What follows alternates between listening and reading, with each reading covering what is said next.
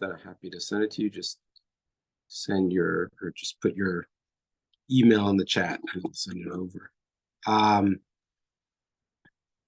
Okay, so we're going to get started here. So as an introduction, first of all, I just taught this class on Sunday. I thought it went well. Miriam, you're back, so must have gone well enough, at least for you. I'm glad to see you back. Thank you so much. I enjoyed teaching. I taught on Yom Kippur as well, third time teaching it, but first of all, there's a lot more to go. And by that, I mean, there's much more of this topic to be discovered yet. And even for myself, the full breadth and depth is a bit off. Wait, I'm getting an email. Okay, so what is this? Who's ever M? You said please the PDF. Okay, thanks. What's your email? Can you just pop your email now in the chat there? Okay, one more. Okay, M, whoever you are, send me your email. Just last thing, put that in the chat, and then I'll pop it over. So, okay, so got it. Merrill. Okay, it's Merrill. Got it. Okay. Here we go. Wait, one more second.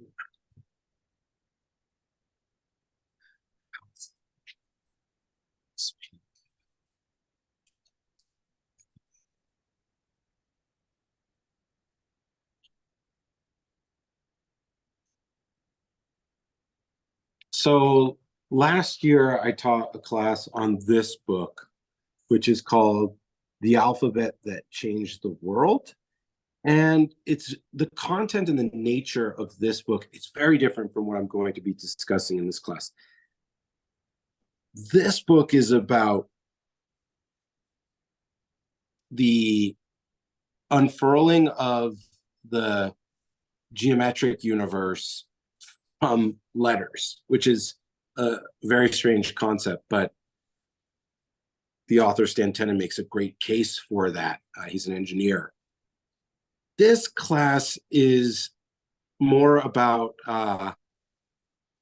what are the original meanings of each letter, and then how they come together first as two-letter combinations, and then later into the three letters Shoreshim that we're all familiar with. If you've studied any Hebrew, you know the basic unit of verbs is and nouns, therefore, is three letters. But I looked for a resource to teach my children the two-letter roots, and I've came upon this book by actually a Christian author called The Ancient Hebrew Alphabet. Sorry, The Ancient Hebrew Language and Alphabet. Sorry. Thanks. And Meryl, I'm still watching as the PDF loads. Go ahead, Miriam. What were you going to say? You did it. I couldn't see that title. Thank you. Taken care of. Yep. Okay, cool. Would you say the title again? I got distracted talking. Meryl, I'm so sorry. For some reason, it's like, yeah, no problem. And I'll hold it up here. It's called The Ancient Hebrew Language and Alphabet by Jeff Benner. And actually, I believe it's in, I'm going to scroll down in my document because I have a sources list.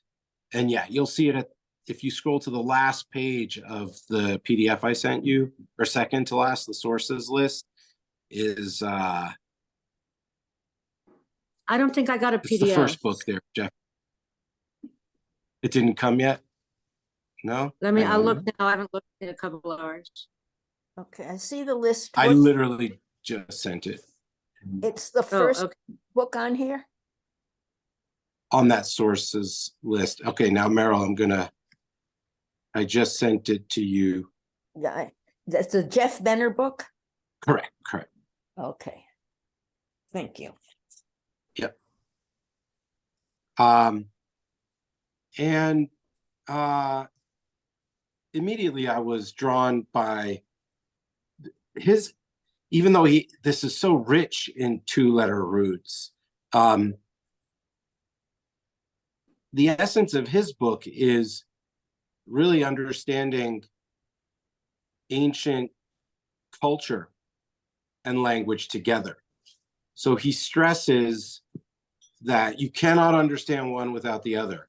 And to understand, you have to go back 3, 4, 5,000 years, whatever your preferred timeline is, and put yourself in a very pastoral, early human culture, early civilization, and to see how everything centers around that, the life of what I think is best represented in modern times by the Bedouins in the desert and other such folks. Miriam, do you have your hand up? Yeah, wouldn't you think that their culture, a written language would be minimally useful and relatively irrelevant? Not to judge it, I really want to be here. Just say when I put myself, yeah, you got it. Yeah, no.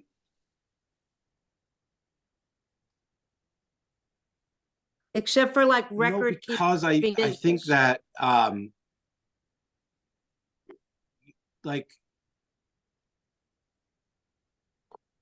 I want to know what you think. Okay, so good. So functionally, yeah. So functionally, for the record keeping and that, but that what quickly happened and what at that time the elite quickly realized was like, hey, we are on the precipice of not just legal description and boundaries of the world, but so much more through writing. So even though relatively speaking compared to today, I agree with that, but again, trying to put myself in their shoes, no, to be able to have early communication beyond record, but for organization and getting things done, so to speak, I think it was highly valuable, highly valuable. Are we talking like ancient Egypt, or are we talking Babylonia? Are we talking before that? Okay, good point. So where does this all begin? We're in the crossover period from ancient Egypt to ancient Israel. So it's a very long, protracted glide path, if you will, or a stratum from 2000 BC to 1000 BC.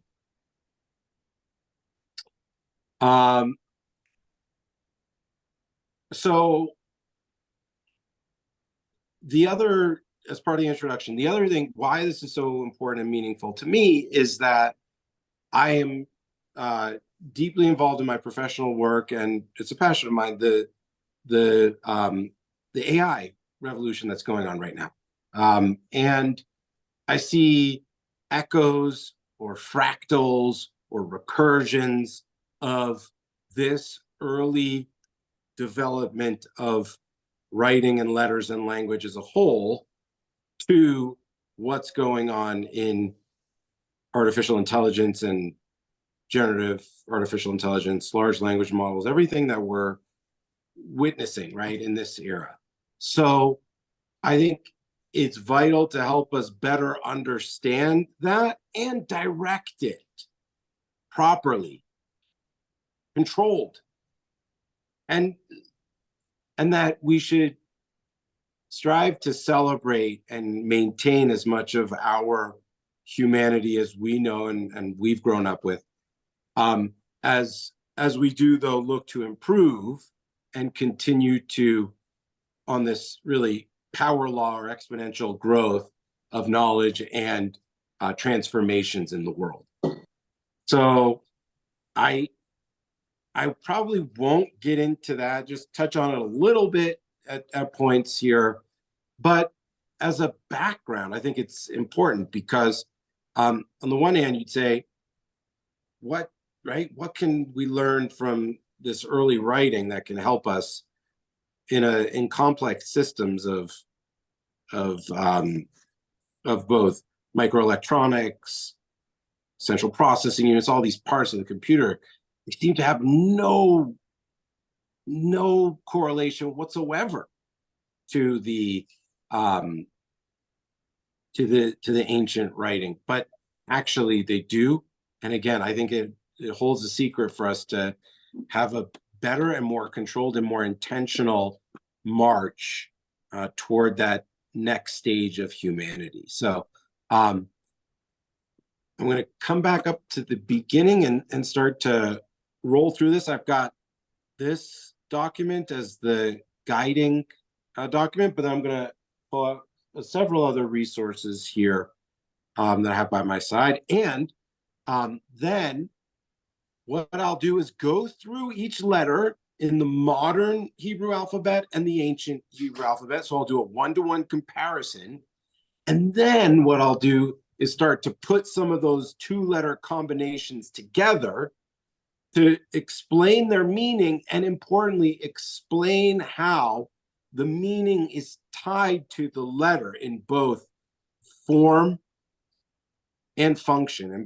And function means multiple things. So I'll get there. But what I hope, my goal is not just for this class, but I hope to turn this into a series, is we have a gap at Bonet right now in Hebrew language learning, because Mora Esther left, and she was responsible for teaching Hebrew, and she did a fantastic job. But right now, we don't have anything formal. So Rabbi Charna taught the class on Shoresh. I'm teaching this. We're hoping that it won't be the main Hebrew teaching, but at least something that can help us in our journey for learning this ancient and Lashon Kodesh, right? So I really hope you take some greater understanding of Hebrew from this, and that it can be sustainable and we can continue to learn together for years in the future. So with that, Amen. Thank you. And in fact, that reminds me, even though we may not be saying directly words of Torah, it still is Torah. So I'm going to say the blessing. Baruch atah Melech haolam asher kishalom mitzvotav v'tzivanu la'asok b'divrei Torah. Amen.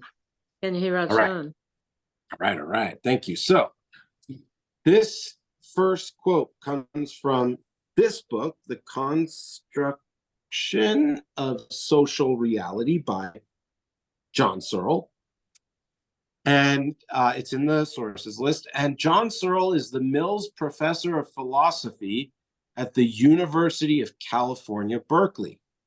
Among his books are Speech Acts, Expression and Meaning, The Campus War, Intentionality, and on it goes. And one's called Mind, Brains, and Science, which I've also read.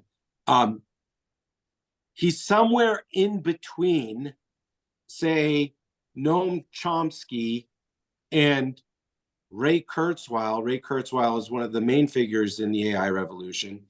And he's very good. And he says that, back to AI for a minute, you can't have a true AI or AGI, artificial general intelligence, unless you can replicate the causal powers of the human brain or human mind. That's his big thing. He's like, he doesn't reject that we can do that, and that we can, that the future, the way it's unfolding, is tending in that direction. But with today's technology, it's not possible, is his main point.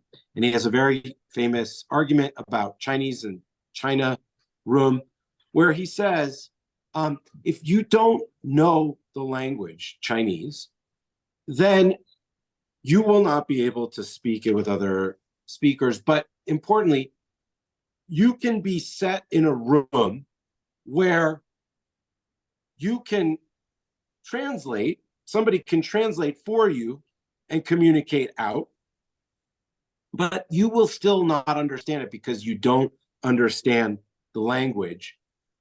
And no matter how much you try to understand the language, unless you engage in formally learning it, It's just a trick. And we see this today. You can use Google Translate. You can start to translate. You just pop in the English, out goes the Chinese. You can take that Chinese sentence, you can send it to somebody who speaks Chinese. And these days, especially in 2023, it's pretty good. They're probably going to understand you. But that doesn't mean that you know Chinese. Okay, I think we can all agree on that. Now, I'm going to go to one of my favorite Chinese books. This is the Tao Te Ching, which is the seminal text in Taoism. And forgive me on a Jewish class for bringing this up. Oh, please, we love the Tao Te Ching. There you go. There you go. So I'm doing this for, the Chinese room is a segue to me introducing these hieroglyphs. Right, those or images, pictographs. right? That means something, that little picture, right? Pictograph. Right, this is Tao Te Ching. Tao Te Ching. And the Tao is the way, the Tao. We've all heard of the Tao, right? I happen to speak Chinese. I was a Chinese major in college, so I can read this and I understand it, although not all of it, because it's very difficult philosophy, right? I'll come back to that. Sorry? Nuanced. Yes. Oh, absolutely. Okay, back to the document at hand, the construction of social reality. Searle says, throughout this book, I have tried to emphasize that in institutional facts, language is not only descriptive, but constitutive of reality. So this is where you have to suspend your normal belief about the way that the world works and try to understand that what he is saying is the word chair, which describes the chair that I'm sitting in, is something that we all agree on. Chair means this, right? But we could easily call it some other word. And this is Hillel's, the famous story of Hillel, where he tells the student to come back the second day, and then he starts reading the alphabet with the wrong letters, right? He starts pronouncing them incorrectly. It's all relative. But it's not just that. That's just one part of this. It's also institutions. By that, he means governments, but he also means social institutions, marriage, family, education, everything.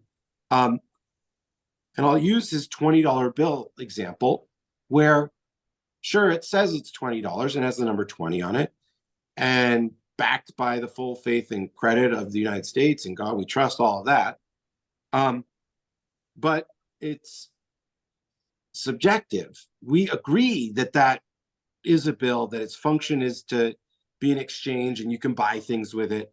But it's only because we agree that that is a $20 bill, that we all agree that it actually works.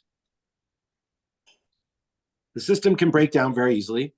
And not just, I don't mean just by hyperinflation and currencies go to the way of the dinosaurs, more that the whole precipice of society, the whole foundation is built on these, what Harari calls inner subjective truth, that is only real because we agree on it.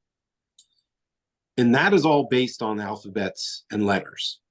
So we can't have this chair, these curtains, this wall, all of this. We can't build it.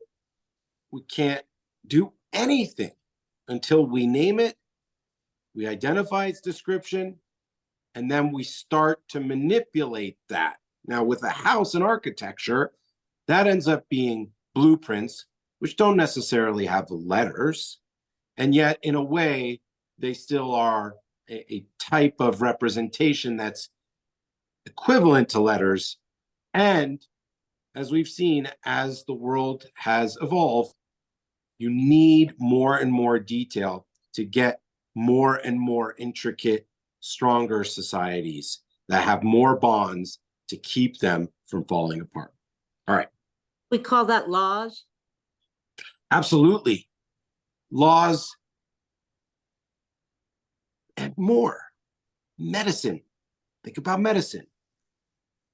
It's great to mix spices in a mixing bowl and put them together.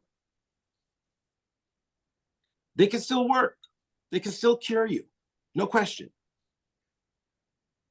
But if you don't have a description of them, then eventually they will get lost. That's just it.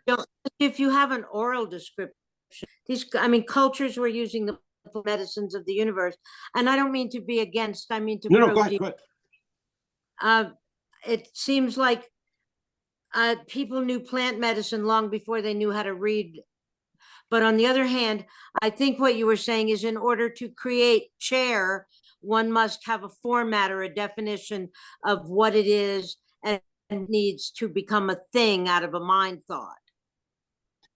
Correct. But back to medicine too, what I'm also saying is that you can't get to the level of medicine that we have in the world today without a very elaborate system of recording thoughts and keeping them through humanity. Yeah. Okay. So, and I'm sure certain treatments have been lost, right? So, and it maybe not necessarily because we didn't have writing. I'm just saying, to get to where we are today, you really have to have a writing system. So, on to ancient Hebrew letters. And a lot of people you'll hear say, I don't know any other language like Hebrew. You can't do that in Hebrew. It doesn't work or you can't do that in English. It doesn't work that way because, and then there's like a cliff. It's like, actually, I can't describe it. This is why. It's because each ancient Hebrew letter has 4 aspects to it. The resh, that's the picture for the ancient resh. And I have it here also, just a little bit larger so that, okay, it looks like the picture, right? The profile of a head, rosh, right? Yes, my screen has become 4 black images with our names on it, and I have us open. Is that my thing, or did you change our screen? Well, there's a slide. If you slide left on your screen. No? I tried. Maybe if I take this away, I really want to see what you have, and what I'm seeing is a black screen. Gotcha. Well, then if you follow along, it won't slide. It has me and Karen and DBT and Bonet, and I can't. Let me see if this will make it. No, it took me back to the Zoom opening. No problem. You just have to, I guess I've just been looking at the little tiny screen at the bottom with your image. So okay, so that will work. It's just us. Well, no, what I was going to say is, if you go to your email and download the PDF, you can follow along. I'll just call it the pages. God, that's beyond I tell you, as you're teaching us, what I know about computers and AI would fill a tooth cavity. I could name every muscle in your body and how it works. Gotcha. But this world, I'm relatively illiterate. I'm grateful to know how to get to Zoom. Okay. All right. Well, switch screen share. Maybe that'll do it. Say again. Did you put that? There it is. You got it. Okay. Good. Sorry and thank you, and sorry to take the time. No, you're good. You're good. You're Thanks, good. And Karen. we have another guest. There's Douglas Sparks. Welcome. He's connecting to audio. Okay, Good. I'll be right back. I have to shut off the stove. sure. Douglas, do you go I by can hear Douglas you. or Doug?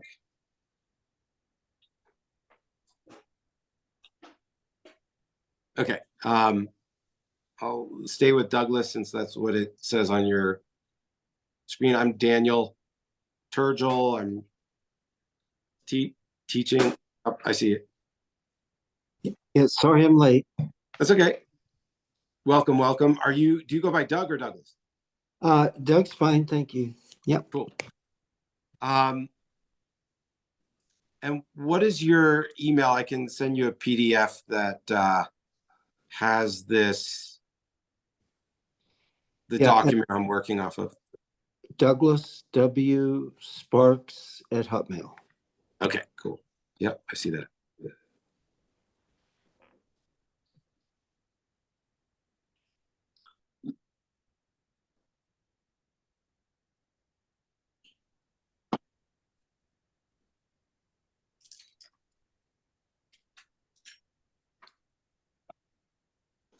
Okay, I've just forwarded that to you. It's a PDF, and it's a PDF of this document that I'm sharing on my screen and going through. We're on page, is this 2 or 3? Page 2. Okay, so the ancient Hebrew letters have 4 aspects to them. And this is why they're so special. They are a hybrid of the ancient Egyptian hieroglyphs and the modern alphabets that we use in everyday life today. As the hybrid, by definition, they have aspects of both. And it turns out that they have 4 really important components, each one of them. And this is the key to better and more deeply understanding what each word in Hebrew means. Let me go through each of these forms as you see it on this page for the Resh, for the Rosh, which again looks like a head, the profile of a head. And here it is on my card. Okay. Pictographic form. The ancient picture is a head, the head of a man, he says, of a person. So we'll come back to that. The mnemonic meaning, top, beginning, first, as the top of the body, the chief, the head of the tribe, the role of the chief, needy and poor, one in need of a ruling from the chief, and the possession, inheritance, decided by the chief. So the mnemonic, the meaning is the diciest of all. Let me come back to that. Syllabic is the third, the name. The modern Hebrew name for this letter, Rosh, Resh, Resh, meaning head, okay? So it's a 2-letter description of the single letter. 2-letter description of the single letter. And then last but not least, the phonetic, the sound. Hebrew, Greek, and Arabic agree that the sound for this letter is R. And we agree. So for our purposes, that's all that matters.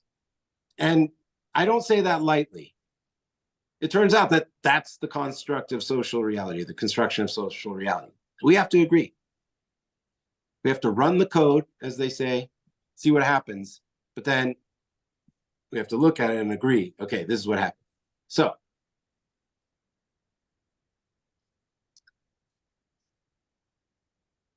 back to the pictographic and the mnemonic, okay? Because we lose that. We really lose that with the modern alphabets.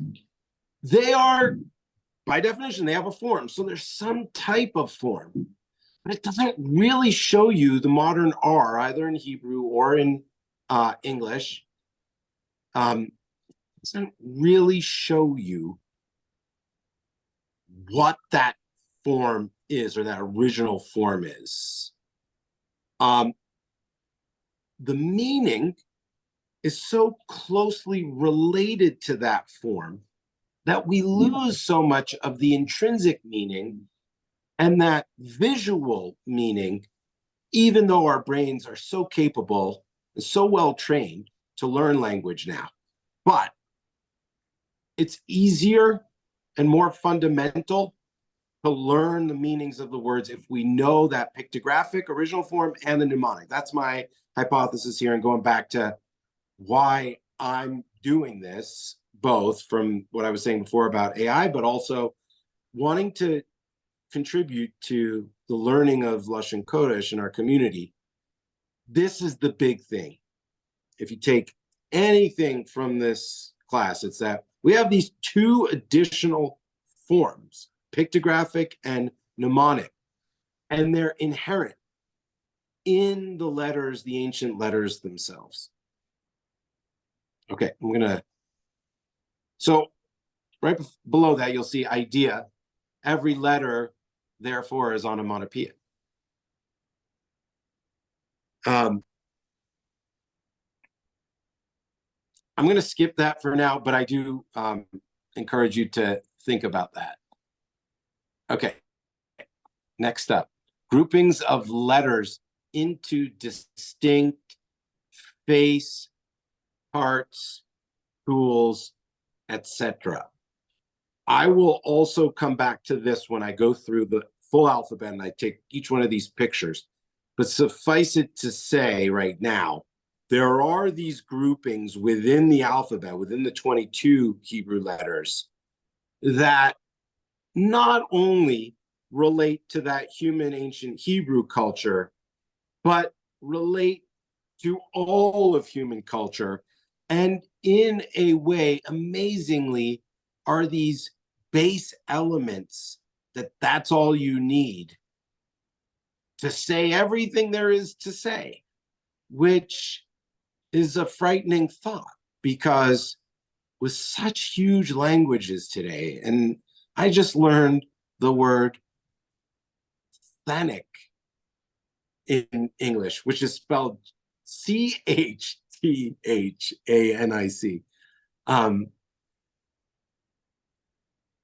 It feels like it can't be that just such a small set can describe everything, but it can.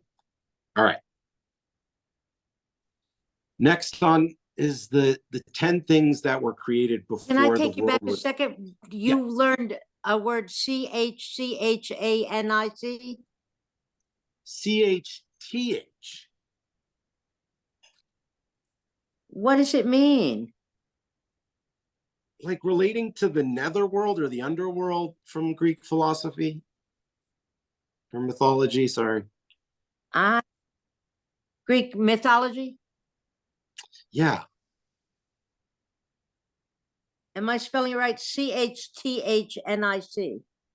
I think there's an A in the middle there. I think it's CHATH. CHTH. It's either ANIONIC, sorry. CHTHONIC. Wow. Thank you. Sorry to Yeah. interrupt. No, Forgive me. yeah. 10 Safaria. Yeah, Sorry. so Safaria, this is the link for. So there's this idea that 10 things were created right before God finished creation, right on the eve of the Sabbath. And it's 10 plus 3 plus 1. Mouth of the earth, mouth of the well, mouth of the donkey, the rainbow, the manna, the staff, the shamir, the letters, the writing, the tablets. So the reason I bring this up is because you can see the letters in the writing, right? So it's part of the creation. It's not the first part of the creation, light, right? Vayhi or, let there be light.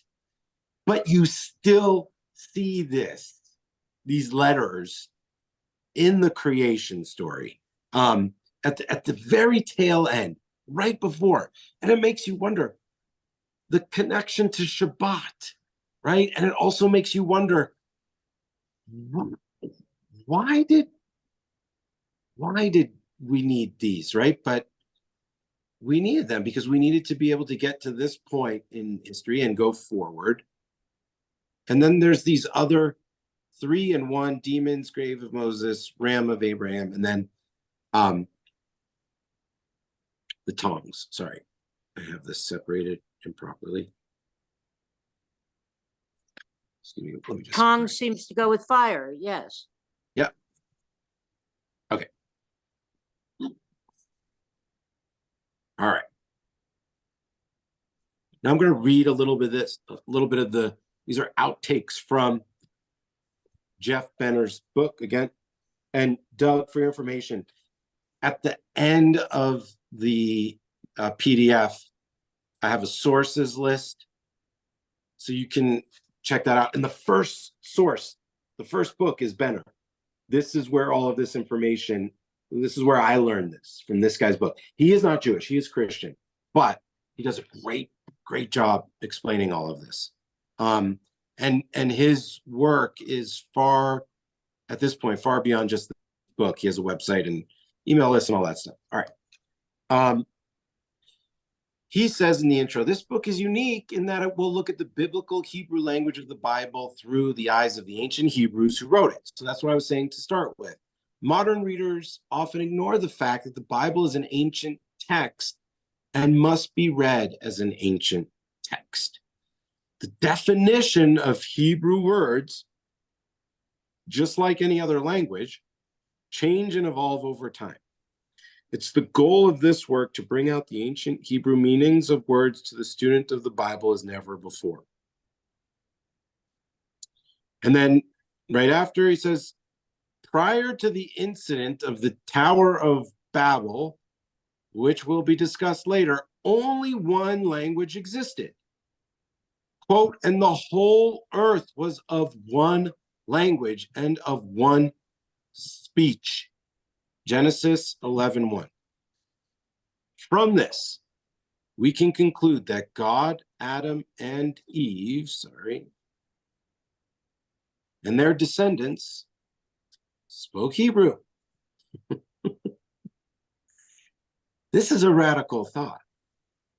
What do you mean they spoke Hebrew? Really? They spoke Hebrew. Okay. All right. Keep going. Pre-flood writings have been discovered in the city of Kish. Several of the letters in this tablet are identical to the original Hebrew letters. Here we go. Pre-flood pictograph found in the pre-flood city of Kish. This one, L. This is Gimel.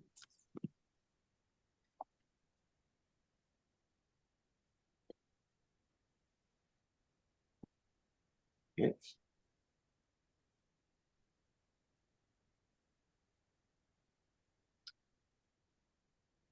And then after Babel, there was only 3 languages: Egyptian, Sumerian, and Hebrew. This doesn't make sense to me as a speaker of Chinese and as a student of Chinese, because we know China has, I always say it, you ever go to China? 5,000 years of history. 5,000 years. Everybody. Beijing. Britain history, right? Well, 5,000 years of Britain history. Right. So Longer than us. Right. No, but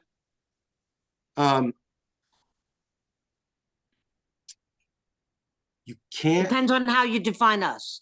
What Right. we're saying here is that from, before Abraham, Tower of Babel, we had language. Right. And you cannot convince me, you can't prove to me that those words that were spoken 5,000 years ago were, you can't prove to me how they pronounced those inscriptions, is what I'm saying. We don't. We have a good idea, but we don't know for sure. So let's come back then and suspend that real history as we know, and come back. Talks about this in this paragraph now. As a result of the Tower of Babel, man began to migrate in 3 different directions from Mesopotamia, just as God planned. Semites were the descendants of Shem. The Hamites, south into Africa, became the Egyptians. And the Japhethites traveled north, becoming Sumerians, probably a subgroup of the Scythians speaking Sumerian. Later, the Greeks. It's not until we come to Noah's grandchildren that we find names that are of a language other than Hebrew. Okay. And then here he repeats the original pictographic script of the ancient Hebrew alphabet consisted of 22 letters, each representing an object such as water or a shepherd's staff. All right, figure 3. Here's the ancient Semitic Hebrew pictographic inscription on stone boulder, 1500 BCE. What you'll see when I go through the letters is this is Mem. This is Taf. This is Lamed. This is Peh. Taf again, Lamed. It's Peh, but turned.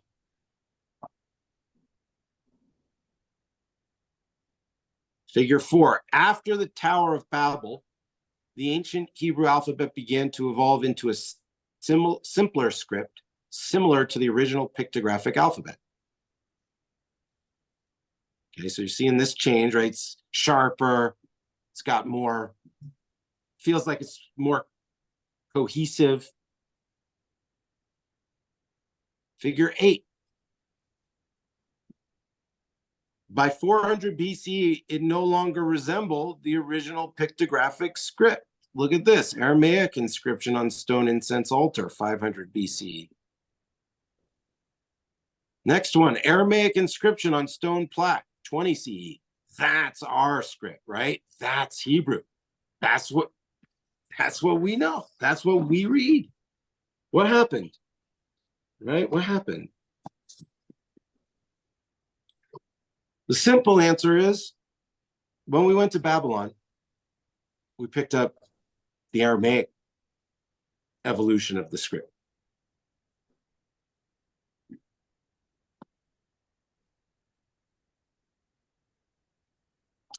Figure 10, Hebrew writings from the Dead Sea Scrolls 200 BC, also in the Aramaic script, right?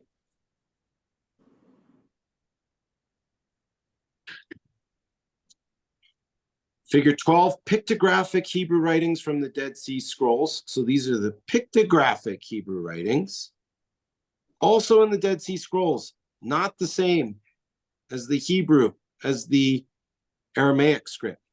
So there was still use of this script.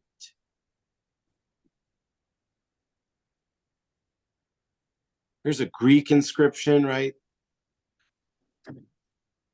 800 BCE. Here's an Egyptian sample. There's, right? So we've seen it. We've all been to the exhibits, right? We've all seen these before. Here's the eye.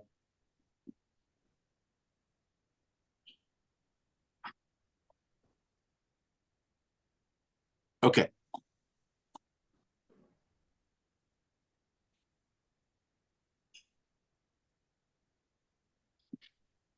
I'm going to skip this for a minute. I want to go because we're getting, we have 30 minutes left, but when I get to the letters, it takes a while. So,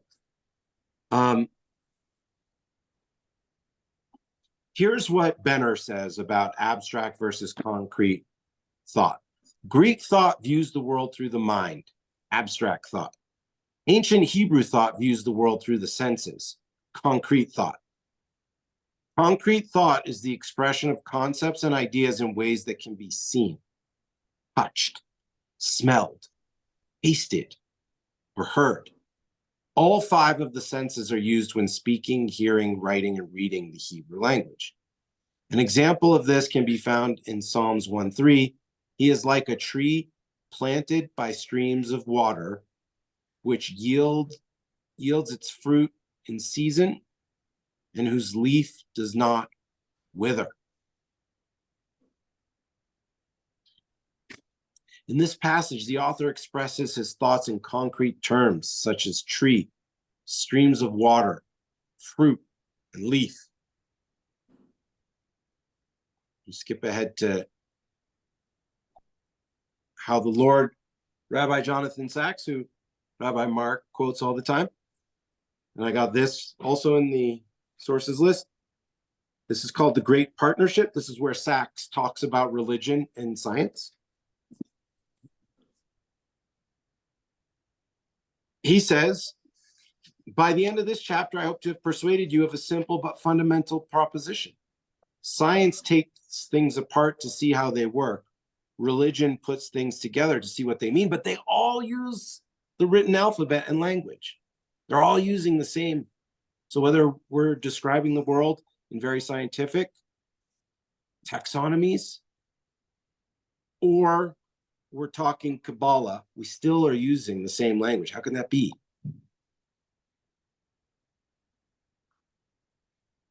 Scroll down here where he writes, however, I begin with what for me was the eureka moment. It was a discovery of seemingly surpassing triviality, but it lit up a network of neural connections, some of which I describe in this chapter. It was the clue that decoded all else. This was the discovery. Alphabets without vowels, like Hebrew and Arabic, are written from right to left. Alphabets with vowels, like English,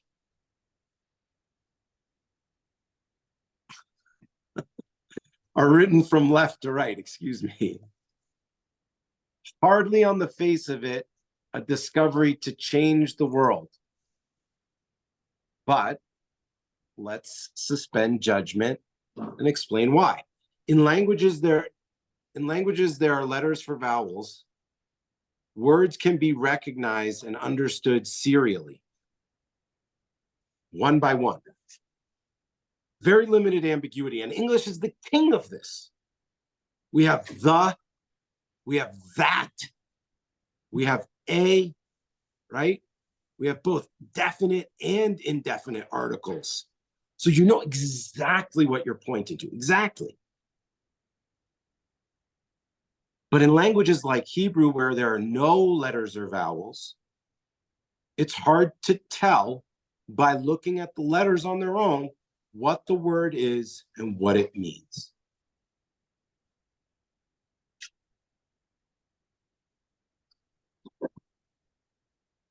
It's even harder in hieroglyphs.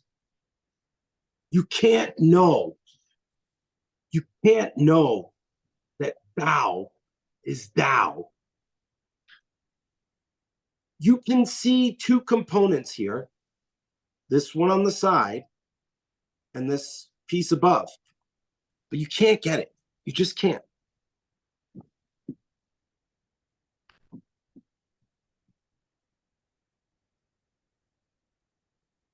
And here's the crux. These different mental operations, serial processing and holistic understanding, use different parts of the brain. Specifically, over the past 150 years since Pierre-Paul Broca discovered the location of language processing skills in the left side of the brain, and today is still, call it Broca's area, right? Neuroscientists have come to understand the marked difference between the brain's two hemispheres and how they process information. The left hemisphere, right hand, tends to be linear analytical, atomistic, and mechanical. It breaks things down into their component parts and deals with them in a linear, sequential way. The right brain, left hand, tends to be integrative and holistic. In E.M. Forster's phrase, it sees things steadily and sees them whole. It gives an overview of a situation, while the left hemisphere focuses its attention on specific details. All right. That's all prelude to the second half of this lesson, where we're going to go through the letters one by one. And then if we have time, we're going to put some two-letter combinations together and see what how Benner describes them. So, Can we really try to get to the two letters? what's that?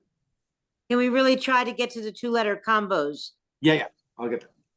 Aleph. And while I do this, I'm going to also say the meaning of each pictograph.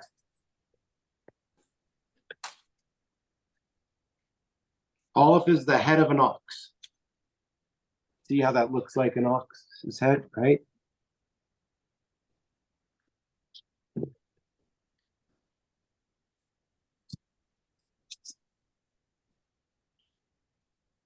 Bet.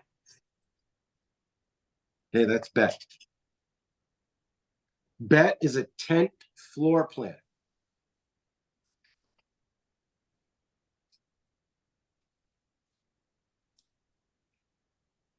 Gimel. Gimel is a foot.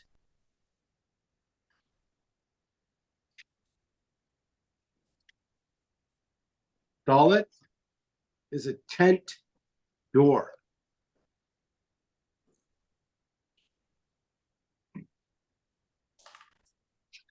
Hey.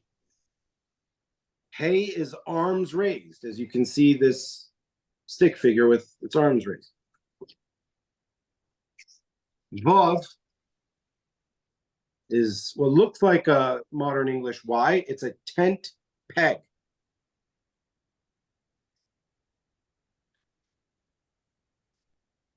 Zion.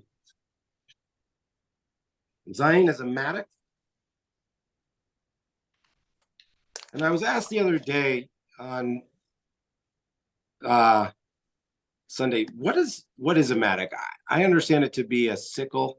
Let me just real quick confirm. How do you spell that, Daniel? Mattock, an agricultural tool shaped like a pickaxe, so not a sickle, and a chisel with a chisel edge, as with a adze, I don't even know how to pronounce that, and a chisel edge as the head. Just ads, I think. Adze, thank you. So I encourage you all to look it up. Well, that's perfect with the Zion. Right, because you see that you see the two-sided. Sorry, you see the two sides there, and it's not that there's no remnants of the pictographs in the modern. That's not what we're saying. It's just you really need this pictographic form for the better approximation, right? Bet. Roman numeral 3, this is the tent wall.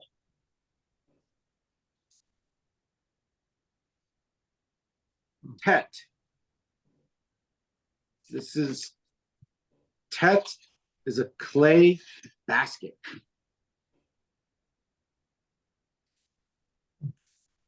Yud. Look how different Yud is. And Tet too, for that matter. This is a closed hand. Closed hand. And what I was showing on Sunday is that You really have to think of the hand, not like this or like this, right? But really as the profile, more like that. It's not a closed fist, okay?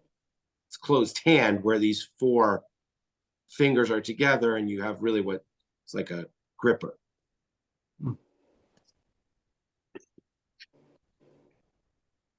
Kaf or kaf. This is the open palm. Oh, Open palm.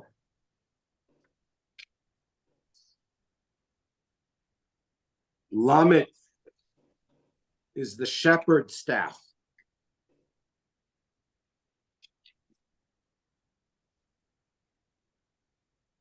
Mem, Mayim. Mayim visason, right? Mayim, water.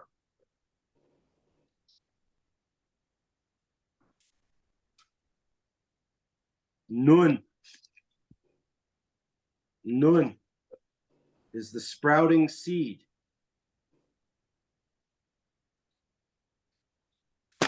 Now remember, these are the pictures. There's a separate, going back to where, let me come back up to, leave it up here on the page 2.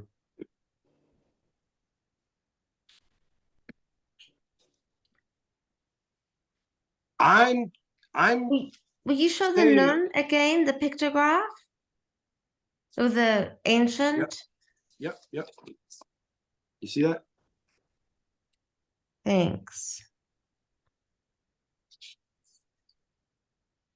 So I'm describing the pictures. There's a separate set of meanings, right? Which I'm gonna hold till we get to the 2-letter, because if I try and do all the meanings too, it's gonna take too long. We'll get there. Samech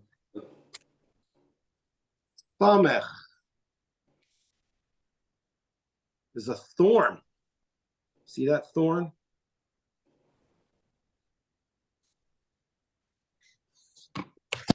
Ayin, we know, most people know ayin is an eye. That's right out of the hieroglyphs. That's what you see.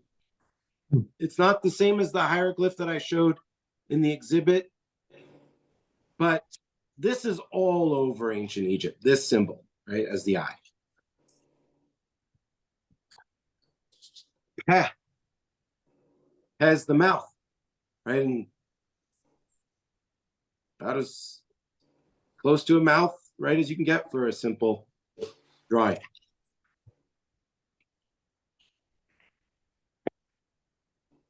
Sadi. This is man on his side or person on their side.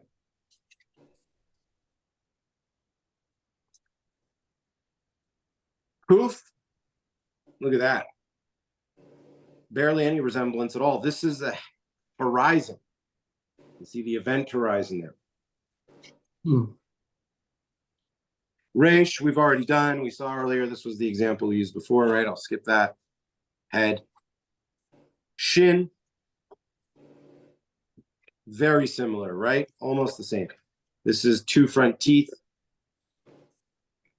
And then tough. oh. This is the cross, the modern English lowercase t. Obviously, it has some serious symbolism in the Christian world. So before I put the 2 together, right? Do some 2-letter combinations and get there. Let me just go back to what I was saying about the groupings of letters. Aleph, Bet, Gimel, head of an ox, 10th floor plan, and foot are they. Let's just put them aside for a minute and come back to them. Dalet is the tent door. Vav is the tent peg. That is the tent wall. And now we'll go back to Bet. It's the tent floor plan. Gimel is the foot. Hey is arms raised. Yud is the closed hand. Chaf or Kaf is the open palm. Closed. Ayin is the eye. Pet is the mouth. Reish is the head. Shin is the two front teeth.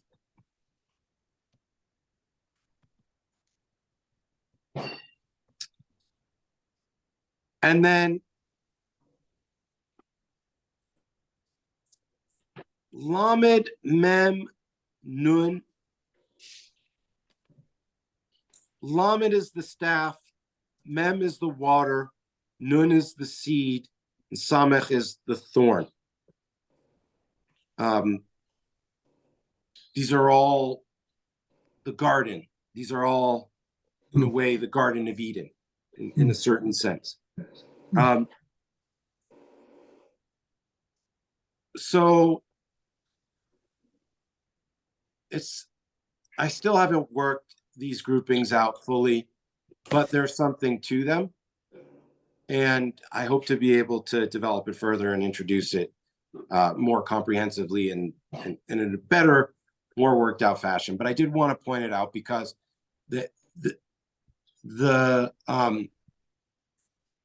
their capacity as 22 letters to describe all of reality, it feels like, and again, I haven't fully worked this out, but it feels like you have the shape of the person, the most important components of the person.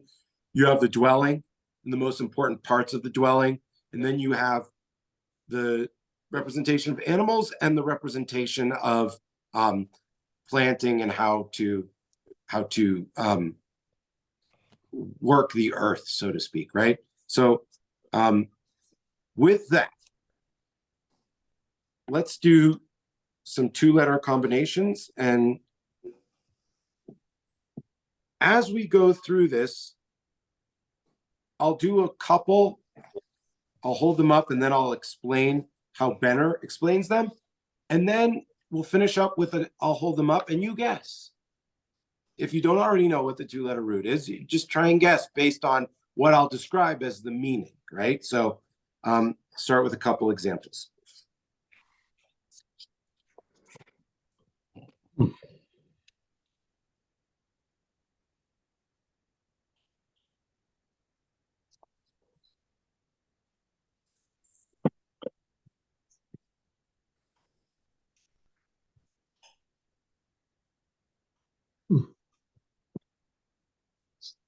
Bet. I'm going to pair bet with Dalet.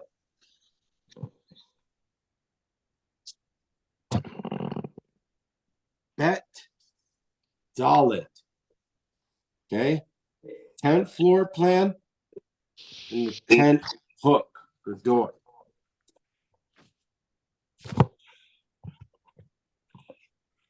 This means to separate. But the father of the tent often sat alone at the door of the tent. Here he could receive shade from the sun, watch over his household, and watch the road for approaching strangers. We think of Avraham Avinu at the tent door, right? Many things are separated from the whole.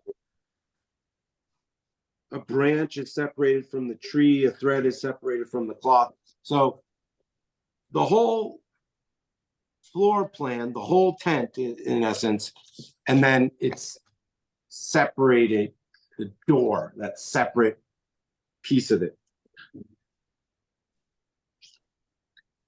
which of course separates the inside from the outside. Let's try some other ones.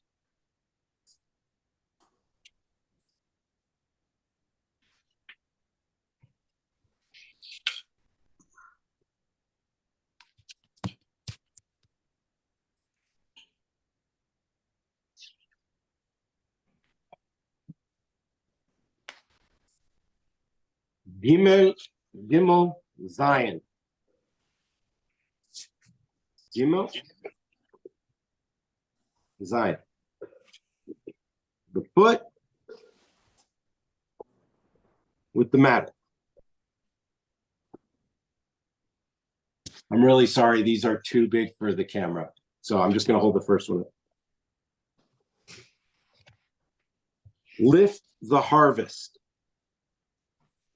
Sorry, I said that I would also announce the meanings as well, and I have not done that, and I apologize. Let me start with this.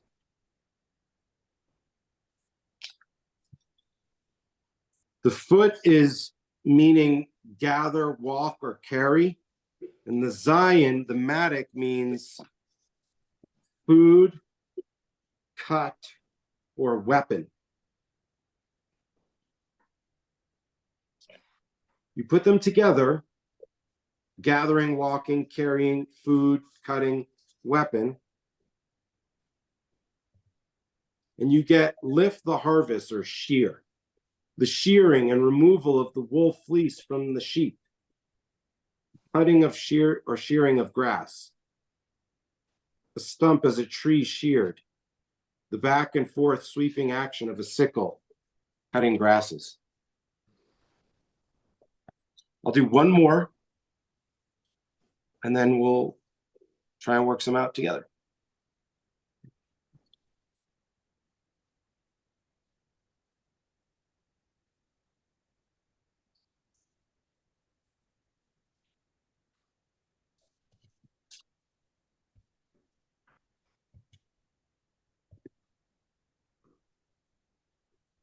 Zion,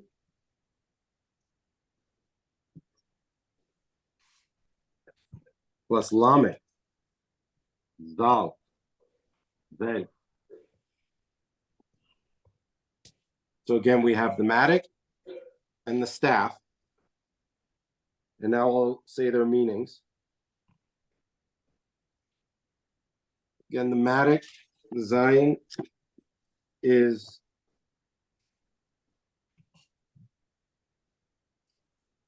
food, cut, or weapon.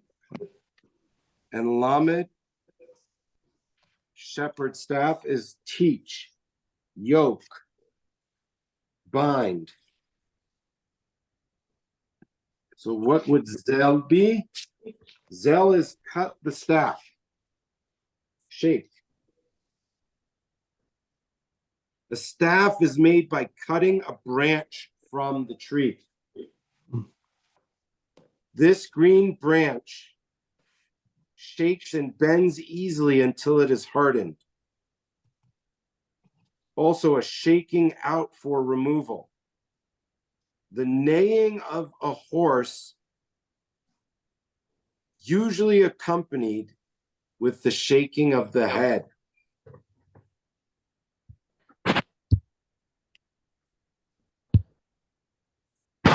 And I want to stay just 2 letters later, staying with Zion. Zion Nun, Zan. Nun means, we said it's a sprouting seed, and it means continue, air, or sun. So Zion Nun, Zan, means harvest. One of the many agricultural tools was a hoe or mattock. This implement had a wide blade for cutting plant stalks at the roots. The crops were harvested for a supply of foods, which were stored in jars. Any implement or object that is broad, the broad ear for picking up sounds, a good supply of food from the harvest will keep the family nourished. Wow. All right, ready to try? See if you can guess meanings. Let's try a couple.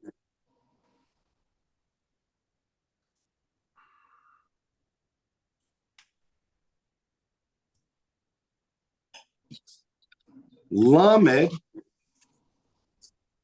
right? Picture is the staff. And it means to teach or a yoke or to bind.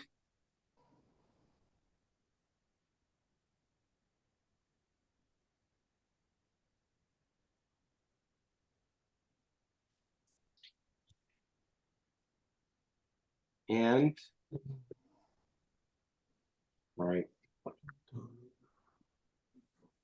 Ha for ha, which is the picture of the palm, the open palm, which means to bend or to allow or to tame.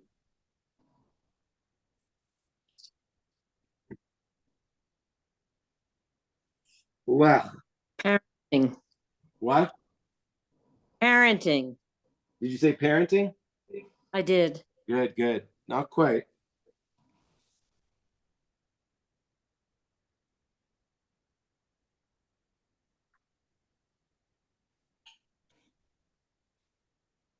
Anybody have a guess?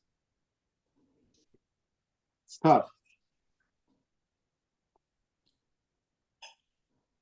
This is the two-letter root for walking. So how do we get there? How do we get there from the staff and the palm? Daniel, when you're doing it with the hieroglyphic, with the pictures, is it like Hebrew, right to left, or are you doing the pictures? It is right to left. Yes. Okay, so it's the same as Hebrew, the way Correct. you're putting it. Okay. Correct. And there's a great picture that I didn't include in the document that I want to show you. I'll hold it up just on the screen. This, I know it's hard to see, but this has the ancient Hebrew with the modern English. And in fact, the ancient Hebrew script is so much closer to the modern English script than it is to either the Aramaic or the modern Hebrew. It's pretty amazing. You have to move the Z to the 7th position, not the end, like it is in English. You also have to move the X. Okay, turning back to Lech.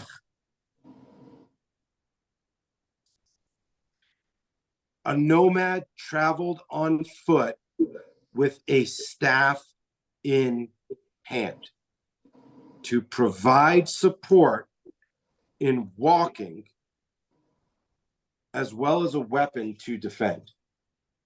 Wow. But what they're saying, therefore, is it's not what we think. And in fact, I can look up walk in my Bantam Hebrew English dictionary from the 70s.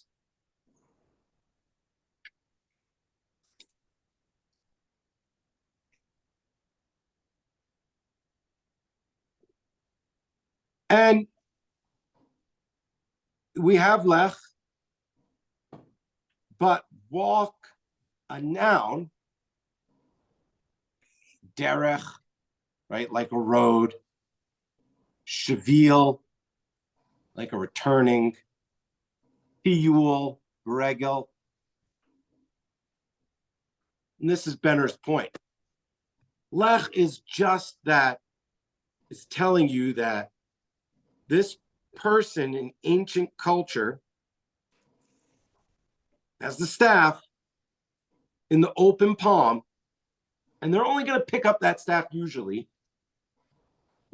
when walking. It did say it could be a weapon, right?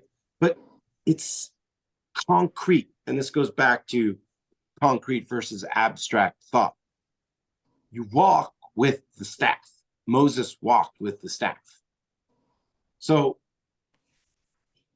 the combination of the staff and the palm of your hand is the symbol, the concrete symbol for walking. I'd like to conclude with a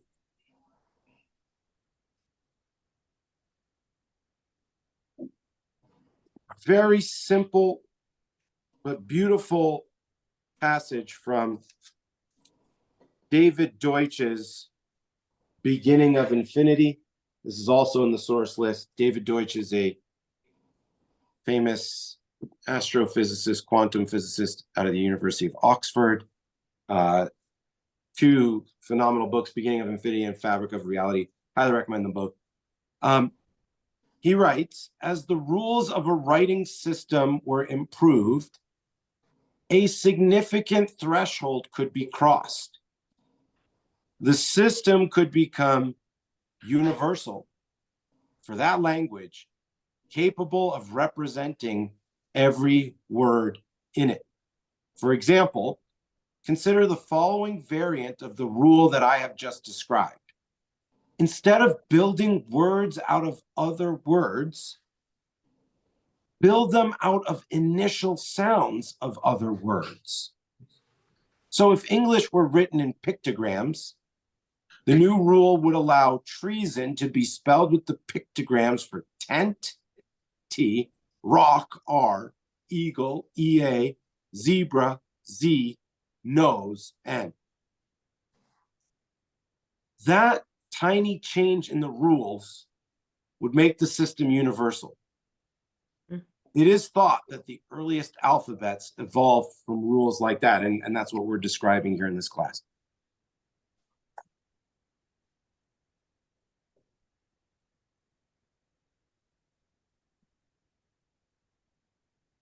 You know, again, back to the goal here. We want to make it easier to learn Hebrew. And in a way, you could say, wait, but now you're going to make me translate the letter into the old letter and then back, right? It's like, no, that's harder. It's an extra step. But I contend, and this has worked for me, and I hope it can work for you, just the opposite. I contend that if you get in touch with the early picture meaning, that combination, it'll really strengthen the depth of what you understand, because you can work backwards too. So if you know that the word ken means yes, then you can say, oh, ha for chaf, the palm, and nun, the seed, continuation, right? What about that? It gets really fun. It's like, what about these two concepts, concrete concepts, gives the idea of affirmation or permission, right? I don't know. I'm definitely still myself at the beginning of the journey, but it's really good. And as I'm saying, I'm probably going to turn this into a series in the spring, and I hope you all will join me. We'll continue to develop this, and probably with a greater emphasis on learning the actual two-letter roots together, having laid the basis here with the system and how it works. And I'll improve the document that I sent you also. It has more of these things. I know some things are missing, but I really appreciate it so much. Any questions before we conclude? All right. Well, thank you so much. Thank you. Have a wonderful rest of your week and a very peaceful Shabbat. Bye, everyone. Thank you. Good Shabbos. you. Thank you. Shabbos, thanks. Yeah. This was fascinating. Thank you. It Thanks, really Mary. was. It really is. Yeah. Yeah. It is. A lot to learn. There is. Yeah. Yep. Thanks, Meryl. Bye-bye. Thanks, Mary. Bye.